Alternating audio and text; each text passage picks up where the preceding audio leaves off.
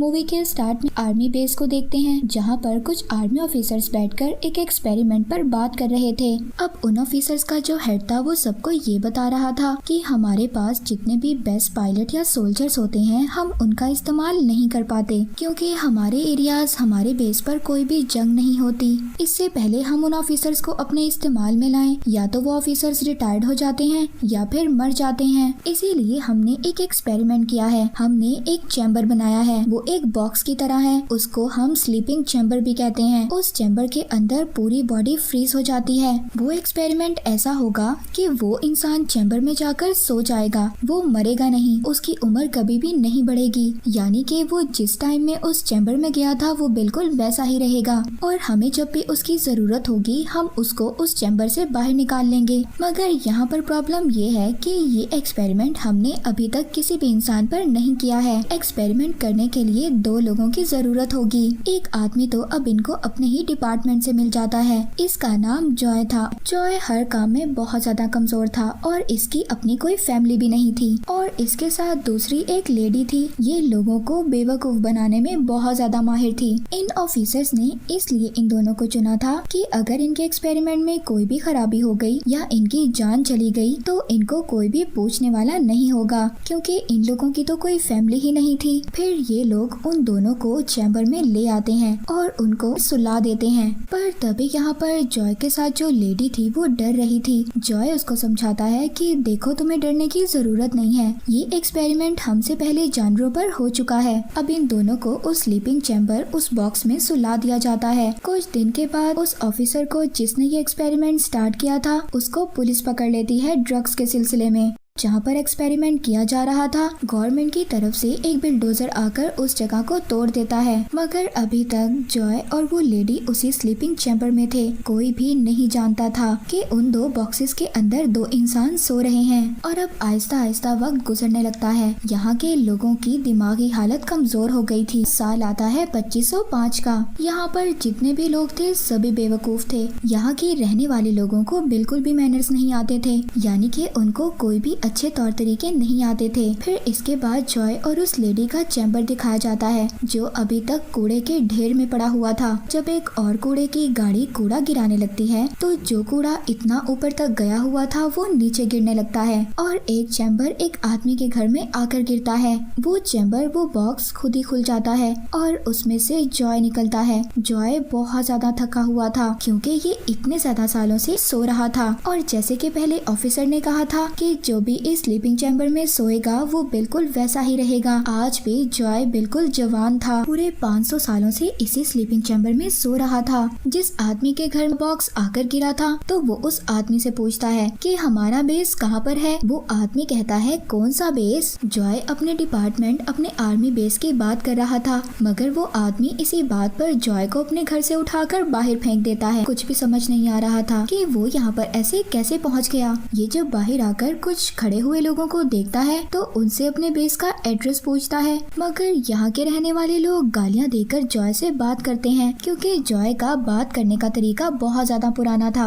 और अब 2505 के टाइम में सब लोग एक दूसरे को गालियाँ देकर बात किया करते थे, और मजे की बात ये थी कि इस बात से किसी को भी प्रॉब्लम नहीं थी। जॉय को ये लग रहा था कि इतने टाइम से वो चैम्बर में था, इस वजह से उसकी तबीयत खराब हो गई है। अब वो अपना चेकअप करवाने के लिए हॉस्पिटल था है। हॉस्पिटल में बहुत ज्यादा गंदगी थी। ऐसा लग रहा था कि जैसे बहुत सालों से यहाँ पर सफाई ही ना हुई हो। और जब जॉय पानी पीने के लिए जाता है तो मजे की बात ये थी कि वहाँ पर टैप में से पानी की जगह किसी कंपनी का ड्रिंक निकल रहा था। इस बात से बहुत ज्यादा परेशान हो गया था। तभी वो एक आदमी को रोककर पानी मांगता है। वो आदमी बहुत ज्यादा हैरान हो गया था। कहता है वो पानी जो बाथरूम में होता है। जॉय कहता है नहीं नहीं, मुझे पीने का पानी चाहिए। ये सुनकर ये आदमी हंसता हुआ वहाँ से चला जाता है।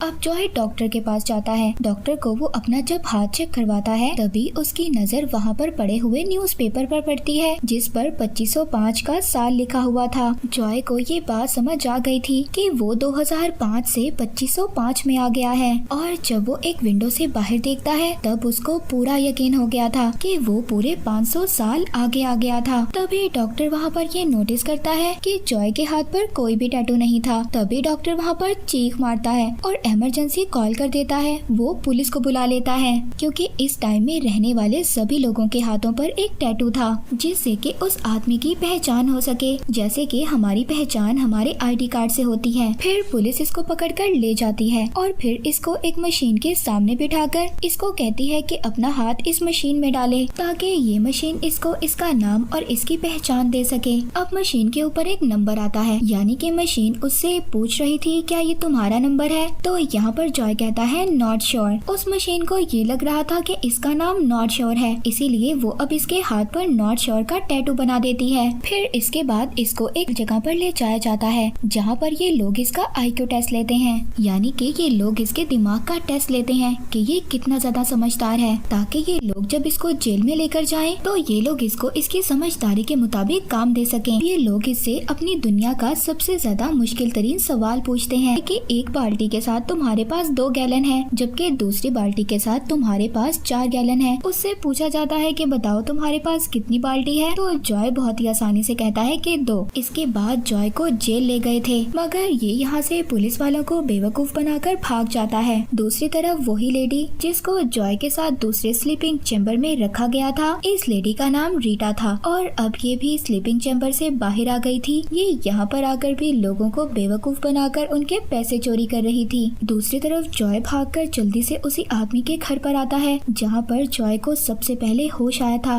जॉय अब उस बेवकूफ आदमी से ये पूछ रहा था कि जिस टाइम से मैं यहाँ पर आया हूँ उस टाइम में कुछ लोग टाइम ट्रेवल मशीन बना रहे थे, क्या तुम इसके बारे में कुछ जानते हो। वो आदमी कहता है हाँ मैं जानता हूँ इस बारे में। तो जॉय उससे उस जगह के बारे में पूछता है। वो आदमी कहता है कि मैं तुम्हारी मदद क्यों करूँ, इससे मुझे क्या फायदा होगा। जॉय उस बेवकूफ आदमी से कहता है कि मैं जब अपने टाइम में वापस चला जाऊंगा तो मैं अपने अकाउंट से तुम्हारे अकाउंट में बहुत सारे पैसे भेज दूंगा जिससे कि तुम रातों रात अमीर हो जाओगे। उस बेवकूफ आदमी को भी जॉय की बात समझ आ गई थी। वो उसको अब उस जगह पर लेकर जा रहा था जहाँ पर टाइम ट्रेवल मशीन थी। तभी जॉय को रास्ते में रीटा भी मिल गई थी। अब ये तीनों मिलकर आगे बढ़ते हैं। जैसे ही ये लोग आगे बढ़ रहे थे तभी कुछ आगे जाने के बाद जॉय को दोबारा से स्कैन कर लिया जाता है। उसको पुलिस पकड़कर साथ ले गई थी। इस बार जॉय को पुलिस स्टेशन नहीं बल्कि व्हाइट हाउस ले जाया जाता है और यहाँ पर इसको बताया जाता है कि तुम जानते हो तुम्हारा इस दुनिया में सबसे ज्यादा IQ है, यानी कि तुम सबसे ज्यादा समझदार इंसान हो और जो सवाल का जवाब तुमने जेल में दिया था वो इस दुनिया का सबसे ज्यादा मुश्किल जवाब था। तभी वहाँ पर मिस्टर प्रेसिडेंट आते हैं और सबको अपनी स्पीच में ये बताते हैं कि अब हमें फिक्र करने की कोई भी जरूरत नहीं है क्योंकि हमें इस दुनिया में सबसे ज्यादा तेज दिमाग वाला इंसान मिल गया है। असल वजह इस दुनिया की ये थी कि इस दुनिया में फसलें बहुत कम हो गई थी और अब ये जॉय की मदद लेकर दोबारा से फसलों को तैयार करने वाले थे क्योंकि उसका दिमाग इनके लिहाज से बहुत ज्यादा तेज चलता था।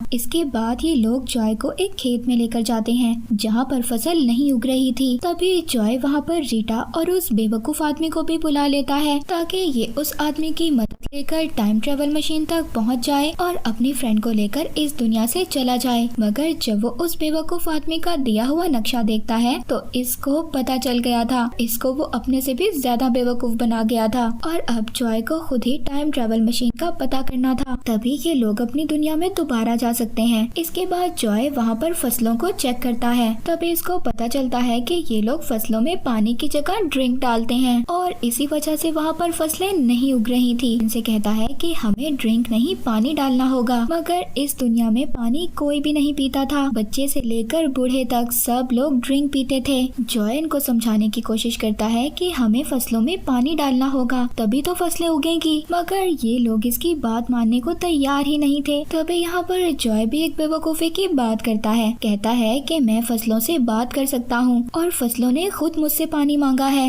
ये बात इनको अब समझ आ गई थी। ये लोग अब फसलों में पानी डालना शुरू करते हैं, मगर इसके बाद भी बहुत दिन हो जाते हैं, फसलें नहीं उगती। वहाँ पर ड्रिंक कंपनी के मालिक को भी बहुत ज्यादा नुकसान हो गया था। उस ड्रिंक कंपनी में बहुत सारे लोग काम किया करते थे, मगर अब उनके पास भी कोई काम नहीं था। इसीलिए अब जितने भी लोगों की जॉय की वजह से नौकरी गई थी वो सब लोग ये ये डिमांड करते हैं कि जॉय को सजा दी जाए और अब वहाँ पर जॉय को मौत की सजा दी जाती है। वो टाइम आ गया था जब जॉय को मौत की सजा दी जानी थी और इसको पूरी दुनिया लाइव देखेगी। दूसरी तरफ रीटा और उस आदमी को ये पता चलता है कि जो जॉय ने फसल उगाई थी उसमें पौधे उगना शुरू हो गए हैं। तभी जल्दी से ये दोनों भागकर उस जगह पर जाते हैं जहाँ पर जॉय को मौत की सजा दी जानी थी। ये लोग यहाँ से एक कैमरामैन को अपने साथ लेते हैं और उन फसलों में ले जाते हैं। वहाँ पर वीडियो बनवा कर ये लोग लाइव चलाते हैं और जब ये वीडियो सारी दुनिया देखती है तो जॉय की सजा माफ हो जाती है क्योंकि जॉय की वजह से फसलें उगना शुरू हो गई थी।